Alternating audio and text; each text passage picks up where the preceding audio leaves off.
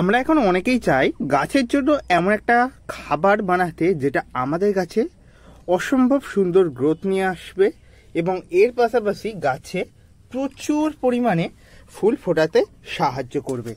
এই যে তোমরা আমার গাঁদা গাছগুলো দেখছো, এর ওপরই আজকের ভিডিওটা হতে চলেছে। এক সপ্তাহ আগে তোমাদের সামনে আমি গাঁদা গাছগুলো বসিয়ে দেখিয়েছিলাম। এখন গাছগুলোর কন্ডিশন তোমাদের সামনে। একটি গাছ খুবই দ্রুতর সাথে বেড়ে উঠছে এবং একটি রয়েছে একটু দুর্বল প্রকৃতির। এখন এই গাছগুলোতে এমন কি পরিচর্যা করবে যাতে গাছগুলো খুবই সুন্দরভাবে বেড়ে উঠতে পারে।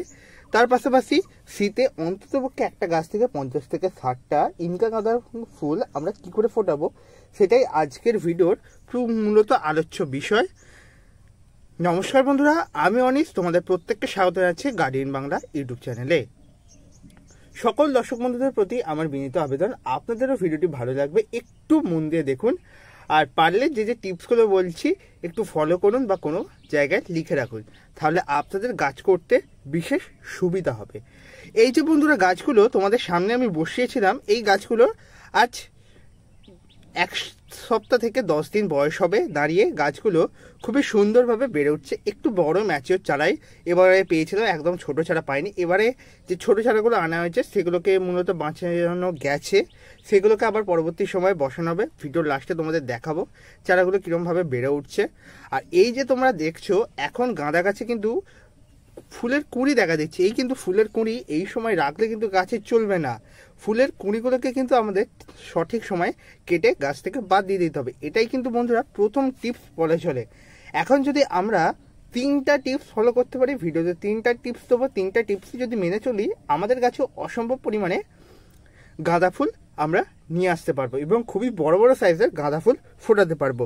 প্রথম টিপস হচ্ছে আমাদের এই যে গাছে গাঁদা ফুলের কুঁড়িগুলো রয়েছে, এই যে কুঁড়ি, এগুলোকে হালকা হাতে এরকমভাবে ছিঁড়ে ফেলতে হবে। এই যে দেখলে ছিঁড়ে ফেললাম, ঠিক এরকমভাবেই গাছে যত জায়গায় এরকম ছোট ছোট কুঁড়ি বেরোবে ঠিক এই সমস্ত কুঁড়িগুলোকেই আমাদের কেটে ফেলতে হবে। এই যে দেখলেন আপনারা আমি কি সুন্দরভাবে কেটে ফেললাম। খুব একটা বেশি কুঁড়ি বেরোয় না আমার গাছে এখনো পর্যন্ত। এই যে 2 থেকে 3টে বেরিয়েছিল, কেটে ফেলে দিলাম। এরকমভাবেই আপনাদেরও গাছের কুঁড়িগুলোকে টাইম টু টাইম কেটে ফেলে দিতে হবে। আমি মূলত ডিসেম্বরের শুরু থেকে ফুল নেব, তাই এখন গাছে যত পরিমাণে ফুলের কুঁড়ি থাকবে সমস্ত কুঁড়িগুলোকে কেটে ফেলে দেবো।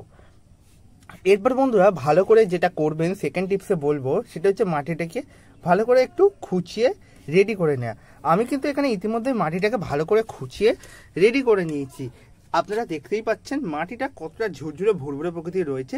এরকম ঝুরঝুরে মাটি এবং পোরাস মাটি গাছের জন্য খুবই উপযুক্ত। গাছে যদি আমরা প্রচুর পরিমাণে এরকমভাবে গাঁদা ফুল নিয়ে আসতে চাই এই ছোটবেলা থেকেই, তাহলে আমাদের গাছকে সুন্দরভাবে রেডি করতে হবে।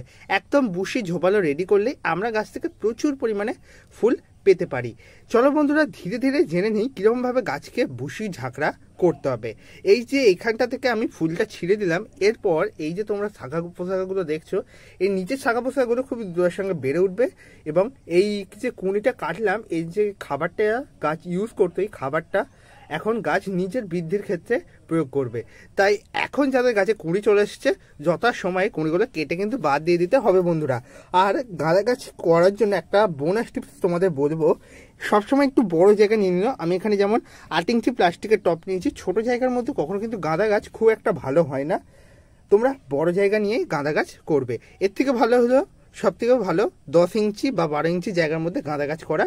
তোমরা একটা গাঁদা গাছকে 10 ইঞ্চি জায়গার মধ্যে তোমরা এবছর দিয়ে দেখো, তো তোমাদের ইচ্ছা হবে প্রতি বছর থেকে এইরকম বড় একটা টবে একটি গাঁদা গাছ করব।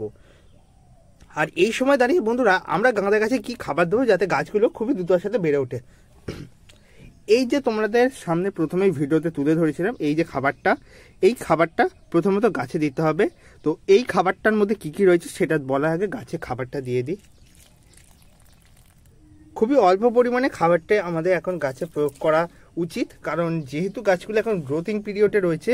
অল্প পরিমাণে দাও, কিন্তু রেগুলার বেসিসে দাও, মানে রেগুলার বলতে সপ্তাহে 2 থেকে 3 বার অন্তত আমাদের এখন গাছগুলোতে খাবার দিয়ে যেতে হবে বন্ধুরা। এই খাবারটার মধ্যে কি কি রয়েছে সেটা আগে বলে দিই, তারপর তোমাদের গাছের আর একটু পরিচর্যা বা আরও কী কী যত্ন নিতে হবে সেটা বলবো। এই যে তোমরা দেখছো খাবারটা, এটা কিন্তু এক ধরনের তরল খাবার, দেখেই বুঝে গিয়েছো। এবার অনেকে ভাবছে এটা সর্ষের খোল ভাজা তরল সার। শুধু সর্ষের খোল ভাজা তরল সার নয়, আপনি ঠিকই ধরেছেন, এটা শুধু সর্ষের খোল ভাজা তরল সার নয়। এর মধ্যে রয়েছে 3টা উপাদান। সর্ষের খোল, তার সঙ্গে নেওয়া হয়েছে এখানে বাদাম খোল, এবং নেওয়া হয়েছে ভাতের ফ্যান বা ভাতের মাড়, যেটা আমাদের গাছের জন্য খুবই উপযোগী। তোমরা যারা বাগানে 2-5টা গাছ রাখো, বিভিন্ন ধরনের গাছ রাখো বা শীতের গাছ করো, তারা অবশ্যই এই খাবারটা বানিয়ে প্রয়োগ করে একবার দেখতে পারো। দুর্দান্ত রেজাল্ট হবে, একদম মাইন্ড ব্লোয়িং যাকে বলে। কারণ আমি এই খাবারটা মূলত শীতের সময়তেই প্রতি বছর বানাই। গত বছরও এর ওপর একটা ভিডিও দেওয়া হয়েছে, তোমরা চাইলে দেখে নিতে পারো। তো সেই ভিডিওতে আমি তোমাদের বলেছিলাম কীরকমভাবে এই খাবার প্রয়োগ করে গাছে দ্রুততার সাথে বৃদ্ধি আনতে পারবো। আর 1 থেকে 1.5 সপ্তাহ পর তোমরা গাছের চেহারা দেখে নিজেরাই চিনতে পারবে না, যে বলবে ভাই এই গাছগুলো কি সেই পুরাতন গাছ। কারণ গাছগুলো এতটা দ্রুততার সাথে বৃদ্ধি পাবে যে গাছের প্রত্যেকটা শাখা পোশাখা একদম ঝোপালো হয়ে যাবে এবং গাছ খুবই চচ্চর করে বেড়ে উঠবে। এই যে খাবারটা আমরা প্রত্যেক সপ্তাহে 2বার করে এখন প্রয়োগ করব এবং খুবই পাতলা করে বানিয়ে প্রয়োগ করব।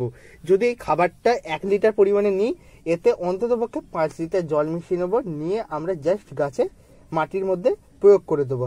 তো এই ছিল বন্ধুরা এই খাবার প্রয়োগের নিয়মটা।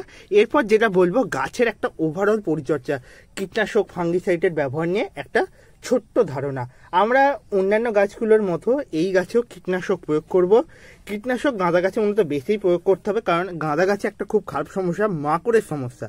তোমরা যারা মাকড়ের সমস্যায় জর্জরিত হয়ে পড়ছে ইতিমধ্যে, কি করবে, টাবঘর বা রোগর এই 2 নামে একটা ওষুধ আসে। এই 2 নামের যে 2টো ওষুধ রয়েছে, এই 2টো ওষুধের মধ্যে যে কোনো একটা তোমরা ওষুধ বাজার থেকে কিনে আনবে। জানি এটি হচ্ছে রাসায়নিক, কিন্তু কিচ্ছু করার নেই। শীতের গাছ যেহেতু রাসায়নিক খাবার মানে রাসায়নিক কীটনাশক দেয়াই চলে। আর এই রাসায়নিক কীটনাশকটাই একমাত্র তোমাদের গাছে মাকড়ের সমস্যা সলভ করতে পারে।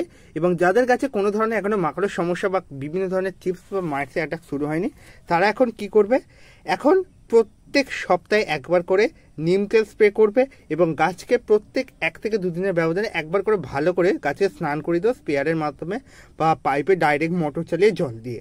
তাহলে গাছে কোনো ধরনের পোকামাকড় দাঁড়াতে পারবে না, মানে পোকামাকড়ে বাসাও করতে পারবে না। আর যখনই গাছে স্প্রে করবে এরকমভাবে পাতা উল্টে উল্টে স্প্রে করতে হবে, কিন্তু বন্ধুরা ডাইরেক্টলি গাছে স্প্রে করলেও হবে না, ভালো মতোভাবে পাতাগুলোকে দেখে নিয়ে স্প্রে করতে হবে। তো বন্ধুরা এই ছিল একটা ওভারঅল পরিচর্যা। ফাঙ্গিসাইড হিসেবে বলবো, গাঁদা গাছে খুব একটা ফাঙ্গিসাইডের প্রয়োজন হয় না। যদি তোমাদের এলাকায় বৃষ্টি হয়, তাহলে তোমরা বৃষ্টির শেষে একবার ফাঙ্গিসাইড গাছে প্রয়োগ করেই দিতে পারো।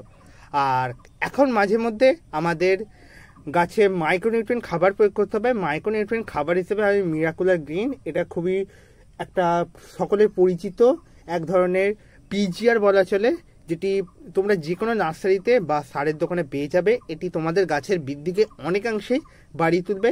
যারা চাইছো পিজিআর গাছে প্রয়োগ করবে, মিরাকুলার গ্রিন রয়েছে, মোমোবিন রয়েছে, সুপার সোনাটা রয়েছে, এগুলো তোমরা কিনে নিয়ে প্রয়োগ করতে পারো। এগুলি গাছের যেমন বৃদ্ধি করবে, তার পাশাপাশি গাছের দ্রুততার সাথে ফুল নিয়ে আসতে এবং ফল নিয়ে আসতেও সাহায্য করবে। তো বন্ধুরা এই ছিল আজকের একটা গাঁদা গাছের ওপর ওভারভিউ ভিডিও। আশা রাখছি আপনাদের ভিডিওটি ভালো লেগেছে। যদি ভালো লাগে অবশ্যই ভিডিওটিকে একটি লাইক করতে পারেন এবং নতুন হয়ে থাকলে চ্যানেলটিকে অবশ্যই সাবস্ক্রাইব করে নেবেন। ধন্যবাদ জানাচ্ছি সকল দর্শক বন্ধুদের ভিডিওটি এতক্ষণ মন দিয়ে দেখার জন্য। আমরা আসছি খুব তাড়াতাড়ি নতুন আরেকটি ভিডিও নিয়ে এই ইউটিউব চ্যানেলের মধ্যেই। এবং তোমরা যারা ফেসবুক থেকে দেখছিলে এতক্ষণ ধরে, অবশ্যই কমেন্টে জানিয়ে দাও তোমরা কোথা থেকে ভিডিওটি দেখছো। এছাড়াও যারা এখনও পর্যন্ত আবার ফেসবুক পেজটি ফলো করোনি, ফেসবুক প্রোফাইলটি ফলো করোনি, তারা অবশ্যই ফলো করে নিও। লিঙ্ক ডেসক্রিপশানে রইল।